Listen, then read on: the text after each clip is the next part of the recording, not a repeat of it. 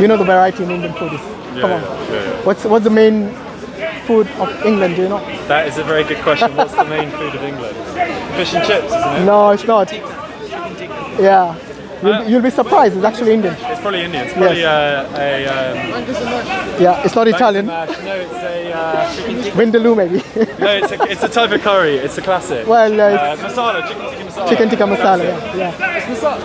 Yeah, chicken tikka masala. You're right. Yeah. So that's what I'm saying. So different people give different value. But as far as humans are concerned, I think more or less I think most people would value other human beings equally. But that's the reason I gave you the contrast between the animal world and our world. So just like the animals want to live, they want to procreate, and they want to be happy as well, and one day they will die. So what's the difference between us who have got rationality, who we are able to reason like the way we are doing now, compared to the animal kingdom? Because the animals, they don't have libraries, they don't have civilization. Yes, you won't find them building skyscrapers and living in air-conditioned houses and all. Termites you see what I mean? Skyscrapers and live in air-conditioned Yeah, houses. but to that standard, obviously. Yeah, but that's still like. Yeah, I know that is. Mound So they want to remain happy as well. That's what I'm saying. But obviously not same level as the human being. Okay, So that's the reason I'm saying when you have a baby and when you have an animal, or let's say, you will not give the same value.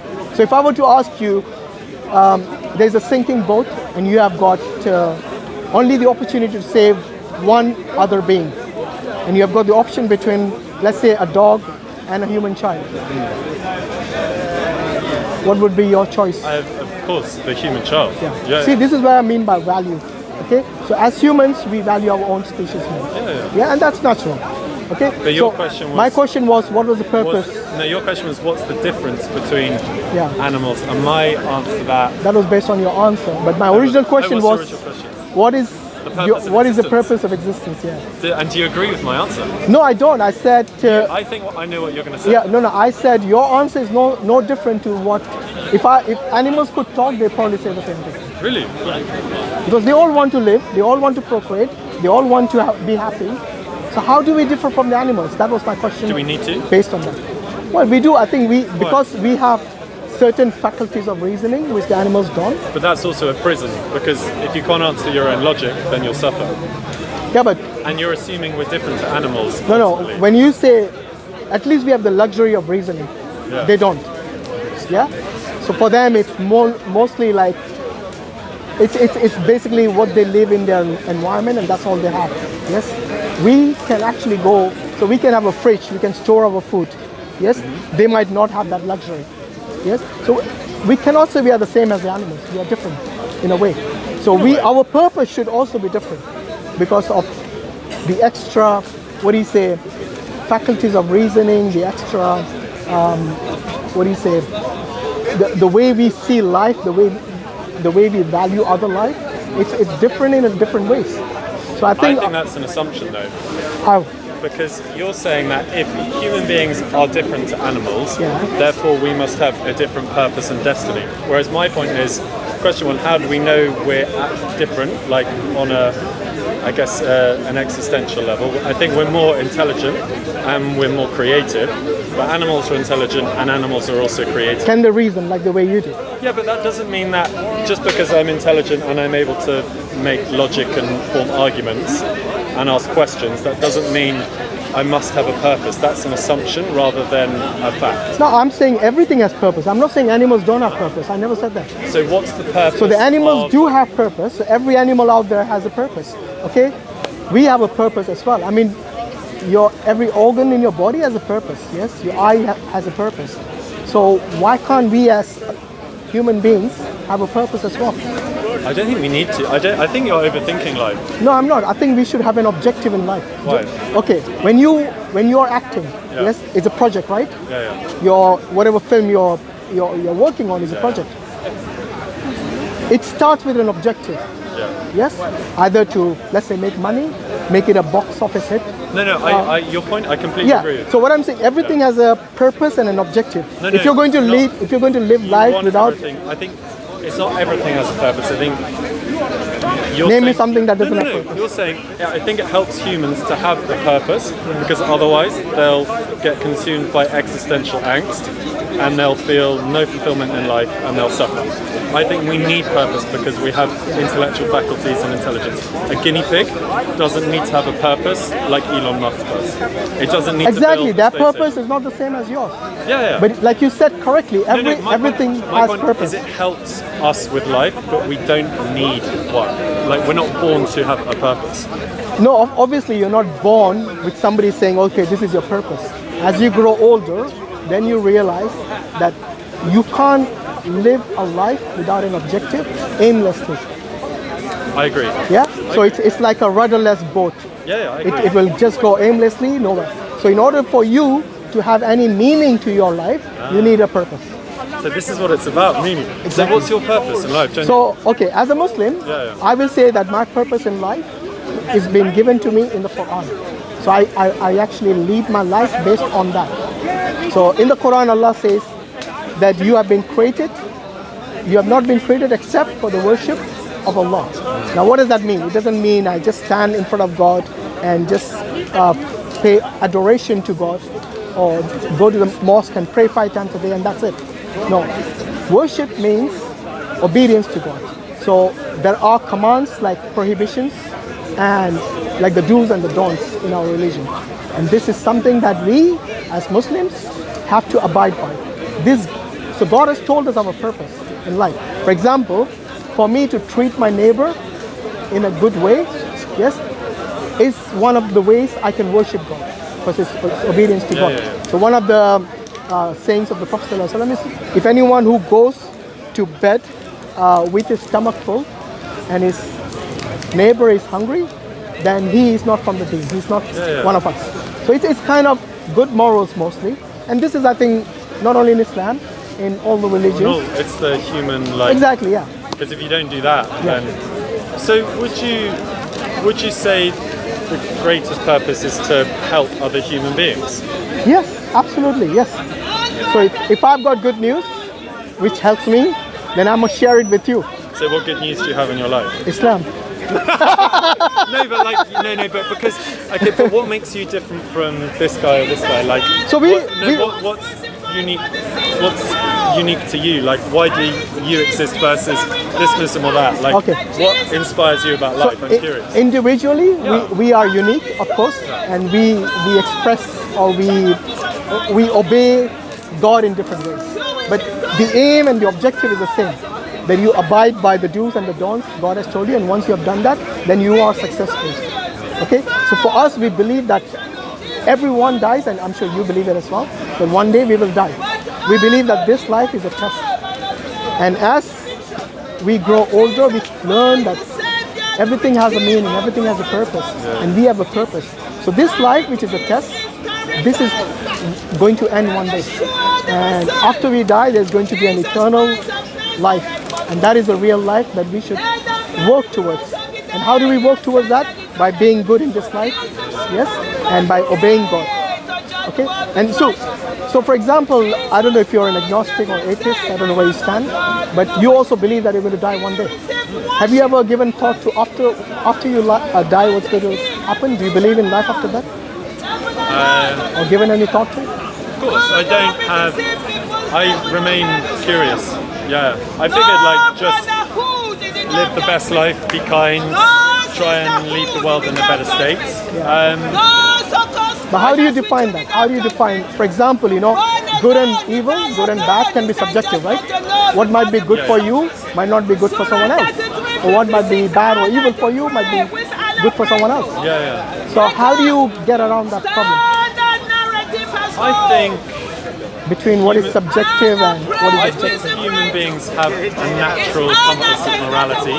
Based on their conditioning, they'll be able to tell what's good and bad. Like, I think like evil is like a total absence of morality, and good is being loving.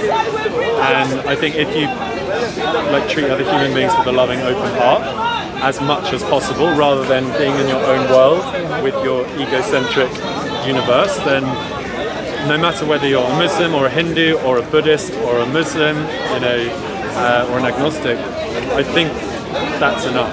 No, but there will be conflicts, right? For example, I'll give an example. Many people think that drinking is good.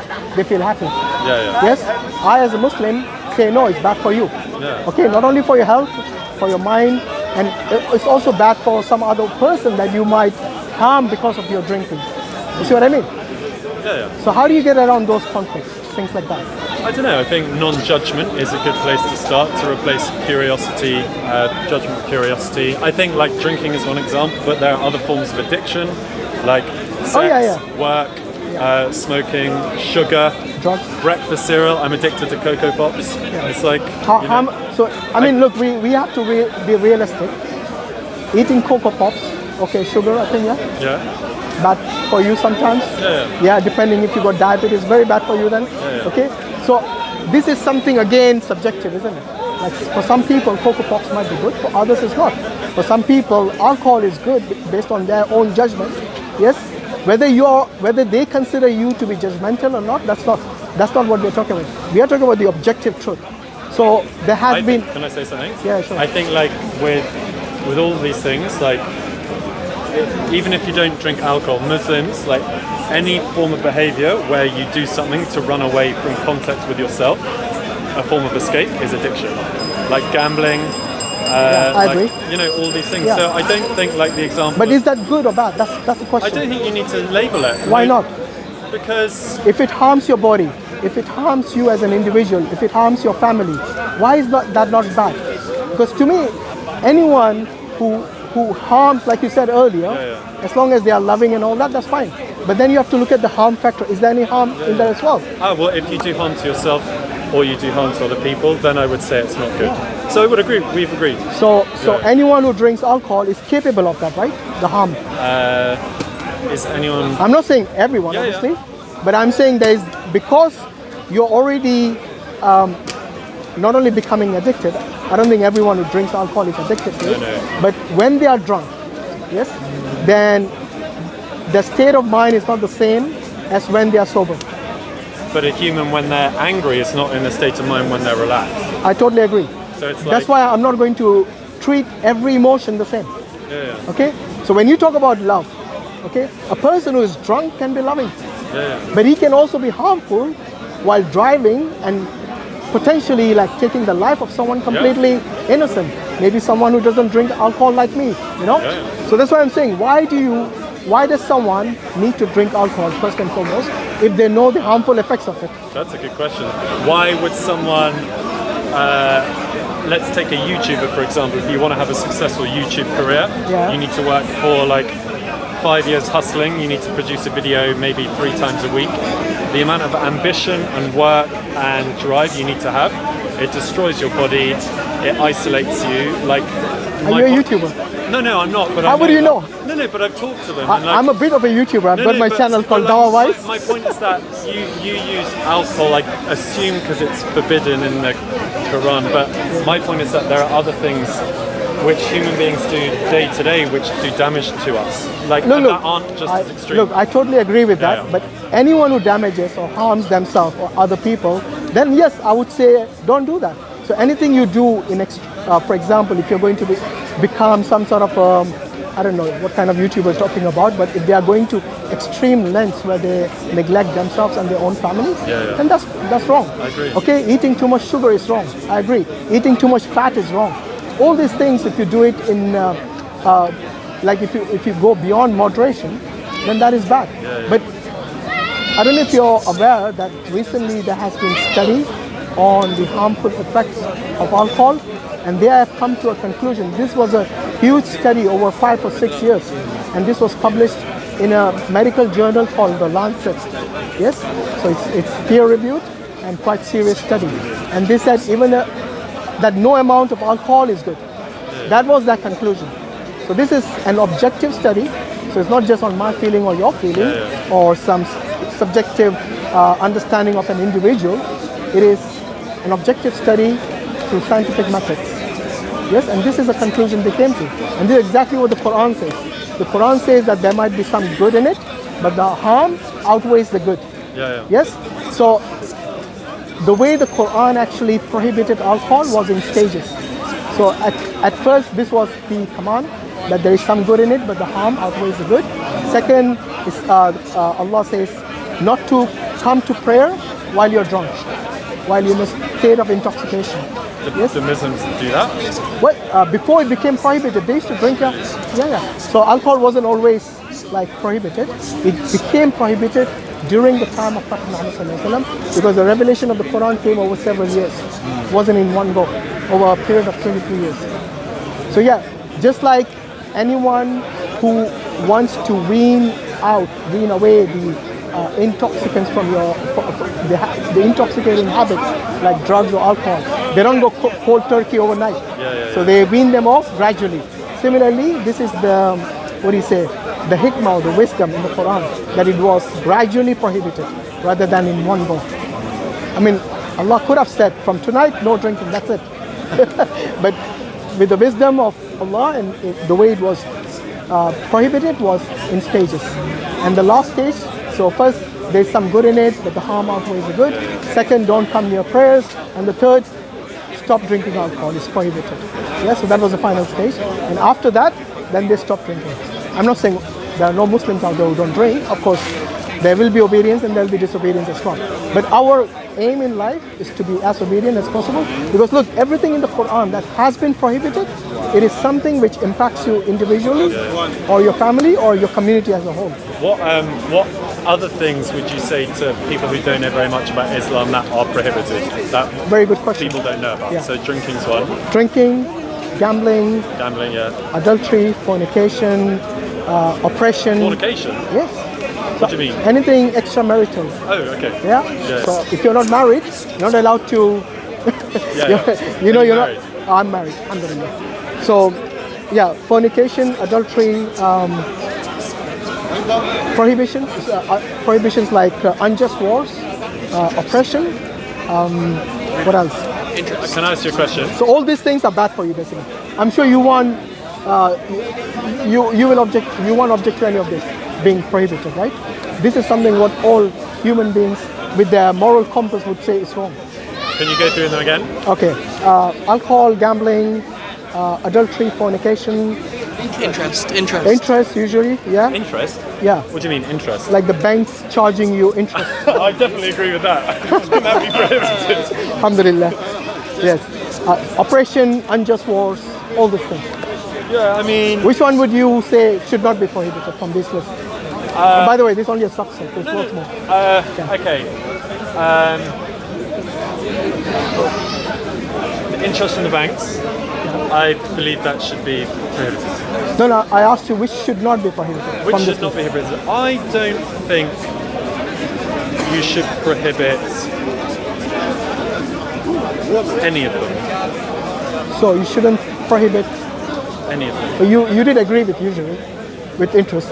I agree with that one, but the other ones, I think there's something. If you were to say, are you married by the way? No. So you don't have children? No. Okay. If you were married and you had children, would you allow them to drink? There'd be occasions where I would think that was appropriate based on my culture and upbringing. Okay. Why only occasionally? Because a child's not responsible enough, and it could lead to a slippery slope. But for example, like to me, a 17-year-old is a child. I mean, based on the NHS definition. Would you let a 17-year-old? I wouldn't let anyone, not even you. So my child was as old as you. Yes, then I wouldn't let it. What about smoking? Same thing again. It harms your body. Are Muslims allowed to smoke? No, actually, anything that harms your body is prohibited. Oh, so. But I'm not saying Muslims don't smoke. No. Like I said, they can disobey because they are free will. I'm curious about like why people drink alcohol, for example, and I think have you asked yourself why people drink alcohol? Actually, like that was different tribes and. That was the reason for me to ask that question to you. What's your answer? Why do you think people like everyone does something for a reason? Do you know why? Human tendency is if you prohibit them from something, they'll do it. They would want to do it. Yeah. That's human nature. So for example, even though they know it harms you, it harms your body, I don't know, there's some intrinsic nature that we have, that sinning is easy, to abide by the laws is difficult. When I say sinning, I mean going against or being disobedient. It's easier. And also tendency. Same thing with children, they would, if there was no one watching them, then they would do or disobey, they would do the wrong. For example, why do we have traffic speeding cameras? Yeah? So if they were not there, people will speed. But if they were there, then they would less likely speed. Not that it will completely stop people speeding. So who cares? If they're rich, they'll pay lots of tickets, maybe. But in Germany, they don't have a speed limit. I think they do now. Not on a They do now, yeah. Oh, really? They changed their... Oh, they finally changed it. That's disappointing. So this is something like, look, even in Germany, I think it's only the Autobahn which didn't have it. The other places, they had speeding limits. So it's only certain places. And like I said, this is human nature. If someone is not observing you, someone is not watching over you, then they will most likely commit offenses, most likely commit crimes, most likely sin. And that is the reason, this is what religion does to you. You voluntarily... I don't know if I agree with your statement. Which one? That I think if you're unobserved, you're more likely to do the wrong thing. They did studies on this, They actually experimented on this. But my experience, regardless of your research, or I guess my own experience, is that... You never stole cookies from your mom when you were young? She didn't. She made her chocolates. Her cookies are really bad. Oh dear. No, I hope she's not watching. No, I think there's something like... Is there anything that you did when you were a child which you were not supposed to? Especially when your parents were not watching? Yeah, I would say stealing sweets from the sweet shop, like one or two here or there. Not shop, from your home. Oh. Like, I'm sure, of course. Okay, so let's ask yourself that question. Based on your own experience, would you have done that if your parents were observing you? No. So there you go. So this is what it is. It's human nature to do things wrong naturally, unless someone was observing you. I don't know if it's human nature. It is. No, it's a choice. Because, for example, now as an adult, there are situations where I'm in this as an adult. There's no one looking around. For example, I found someone's wallet the other day. Yeah. There was £40 in it. Or a girl I'm dating, she left the wallet of mine, there's £50 in it. Yeah. They're not going to notice if I take it away. So there's something beautiful about life that I have the choice. I'm faced with a moral decision rather than like obedience. I have to. Like every single moment, I'm given a choice. The same with alcohol. The other day I played poker. Oh dear. And but it was kind of useful because we had a friend who's Muslim who came, and we couldn't play with money, so we played. Okay, so that's not gambling. It is not with money. No. We just played with chips. Yeah, that's different. So gambling obviously is another form of addiction people have, and it destroys families. Yeah, alcohol does the same thing. It destroys families. Many of the divorces, go to the divorce lawyers. They love people who drink alcohol because it brings a lot of revenue for them. And the same thing with the government. Yes, they charge a lot of taxes on your drinks. So they are making a lot of money. That's the reason they portray these advertisements all the time on television and newspapers. It is because they know it is harmful for the public, but because they're getting revenue from it, they are making the most of it. But when Christmas comes, don't drink and drive. And within a few minutes, they show you an advertisement for champagne or for beer or something like that. So this is the hypocrisy or the double standards of our communities and our governments that I'm trying to tell you. No, I agree with you. I just don't think a hard ban would work because, like prohibition in America, that was a disaster. That's because, like I said, they went about in the wrong way. Yeah, it was like I said, the cold turkey method. But can I give you another example? Like most of our What do you think of the scientists' studies? Which I mentioned about the one that's in the Lancet. I'm not at all surprised there have been so... This isn't new news to... No, but before they used to say that little drink is good for your heart, stuff like that. I've always known since I was the youngest I can remember that alcohol is because it's effectively in doses, it's poisonous. But I kind of think that, if you take away my choice in the matter, one of the things that I love about life is that I'm faced with a choice so many times of whether to do good or bad. I don't need to be a Christian or a Muslim to do that. No, you don't need to. I totally agree. You don't need to be religious to have a good moral compass, good moral judgment. But then it again boils down to what is good and what is bad based on whose definition is good or bad. See what I mean? Because everyone can have subjective opinions. I really agree with yours. And that's the reason I'm saying we need an authority.